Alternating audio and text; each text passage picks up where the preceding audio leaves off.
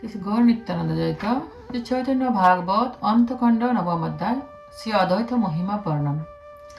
এই অধ্যায়ে বর্ণনা করা হয়েছে যে গৌর দেশ থেকে ভক্তবৃন্দ নীলাচলে মহাপ্রভুর নিকটে আসার সময় মহাপ্রভুর প্রিয় দ্রব্যাদি সঙ্গ নিয়ে এসেছেন এবং তারা মহাপ্রভুকে নিমন্ত্রণ করে ভিক্ষা প্রদান করেছিলেন। মহাপ্রভু তাদের বাসনা পূর্ণ করেছিলেন। একদিন অদ্বৈত আচার্য প্রভু মহাপ্রভুকে ভিক্ষা প্রদান করার জন্য নিমন্ত্রণ করে নিজেই রন্ধন করলেন এবং তার গৃহিণী রন্ধনে সাহায্য করলেন। অদ্বৈত আচার্য প্রভু অভিলাষ করলেন তিনি একাকী মহাপ্রভুকে মনের সাথে সে দ্রব্যাদি খাওয়াবেন।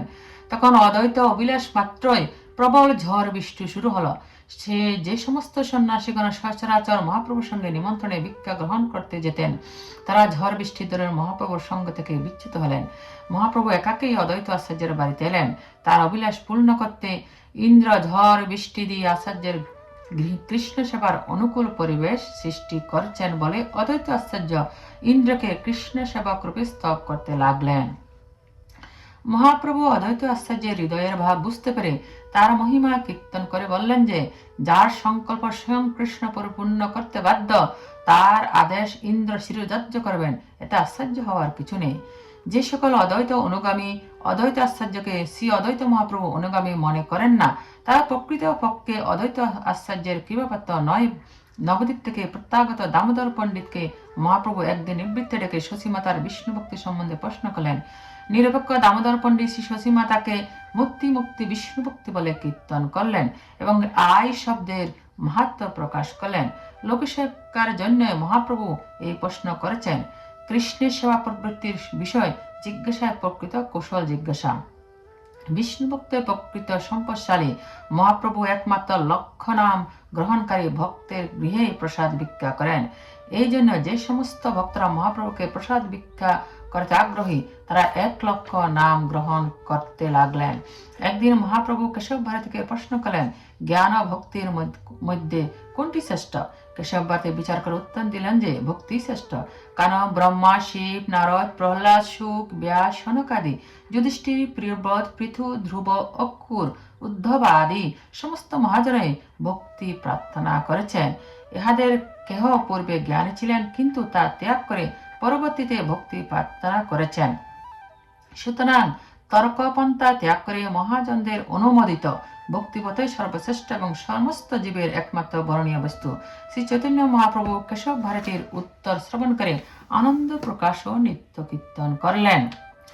একদিন অদ্বৈত আচার্যের নির্দেশে সমস্ত ভক্তগণ মহাপ্রভুর গুণকীর্তন করতে লাগলেন। অদ্বৈত আচার্য নিজেই শ্রী চৈতন্য অবতারে গান রচনা করে তা ভক্তগণ সহ কীর্তন নৃত্য করতে থাকলেন। এমন সময় সে স্থানে শ্রী চৈতন্য মহাপ্রভু এসে উপস্থিত হলেন। ভক্তগণ মহাপ্রভুকে দর্শন করে আরো বেশি আনন্দ উল্লাসে তার গুণকীর্তন করতে লাগলেন। কিছুক্ষণ তিনি নিজের গুণ মহিমা কীর্তন শ্রবণ করে সেখান থেকে নিজ গৃহে ফিরে এসে ক্রোধলীলা প্রকাশ করে শয়ন করলেন। কিছু সময় পরে ভক্তগণের সেখানে এসে উপস্থিত হলেন। মহাপ্রভু শ্রীবাস পণ্ডিতকে তার গুণকীর্তন করার তাৎপর্য জিজ্ঞাসা করলেন। কেননা তার এই অবতার প্রচ্ছন্ন শ্রীবাস ঠাকুর জানালেন হাত দিয়ে সূর্য রাখা যায় না, আর যদিও তা সম্ভব হয় তথাপি আপনার মহিমা আর আচ্ছাদিত করে রাখতে পারবেন না, কারণ তা আসমুদ্র হিমাচল ছড়িয়ে পড়েছে। এমন সময় অগণিত ভক্ত মহাপ্রভুর জয়ধ্বনি ও গুণমহিমা কীর্তন করতে করতে উপস্থিত হলেন। তখন মহাপ্রভু ভক্তদের নিকটে তার পরাজয় স্বীকার করলেন। শ্রীকৃষ্ণ চৈতন্য মহাপ্রভু স্বয়ং অবতারী তা শ্রৌত পন্থায় গ্রাহ্য। শ্রী অদ্বৈত আচার্য প্রভু ও শ্রী নিত্যানন্দ প্রভু যাকে পরম তত্ত্ব অবতারী বলে স্বীকার করেন, যার মধ্যে শ্রীকৃষ্ণের বিশেষ লক্ষণ প্রকাশিত, তাকে পরম তত্ত্ব না মানলে পাষণ্ডতা মাত্র। একদিন শ্রী চৈতন্য মহাপ্রভুর নিকটে শ্রীরূপ সনাতন প্রভুদয় এসে তাদের দৈন্যতা প্রকাশ করলেন। মহাপ্রভু তাদের দৈন্যতার প্রশংসা করলেন এবং প্রেমভক্তি লাভের জন্য শ্রী অদ্বৈত আচার্যের চরণে প্রণাম করতে বললেন। মহাপ্রভু অদ্বৈত আচার্য প্রভুকে ভক্তির ভান্ডারী বললেন এবং অদ্বৈত আচার্য প্রভু মহাপ্রভুকে সেই ভক্তি ভান্ডারের মালিক বললেন। মালিকের আদেশে ভান্ডারের দ্রব্যদানের ক্ষমতা, এই কথা বলে তাকে মহাপ্রভু অধীনস্থ রাখলেন। মহাপ্রভুর শ্রীরূপ সনাতনকে পশ্চিম দেশে মথুরায় বাস করে সেখানের বদ্ধদ্বীপদের উদ্ধার করার জন্য কৃষ্ণ ভক্তি প্রচার করার নির্দেশ দিলেন। মহাপ্রভু সাকর মল্লিকের তৃতীয় সংস্কার সূচক সনাতন নাম প্রদান করলেন। শ্রীবাস ঠাকুরের নিকটে মহাপ্রভু অদ্বৈত আচার্যের বৈষ্ণবতা সম্বন্ধে প্রশ্ন করলেন। শ্রীবাস ঠাকুর বললেন যে অদ্বৈত আচার্য সুখদেব ও প্রহ্লাদ মহারাজের তুল্য ভক্ত।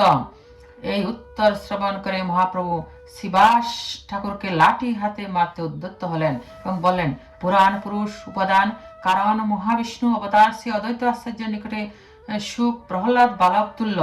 গ্রন্থকার সিদ্ধ বৈষ্ণবের ব্যবহারে অসাম্যতা ও অচিন্তত্ব ভাগবতের দশম স্কন্ধের ভৃগুর উপাখ্যান বর্ণনা করে সাবধান করলেন এবং কৃষ্ণের শরণাগতির ফলে এই চরিত্র উপলব্ধি করা যায় তা জানালেন।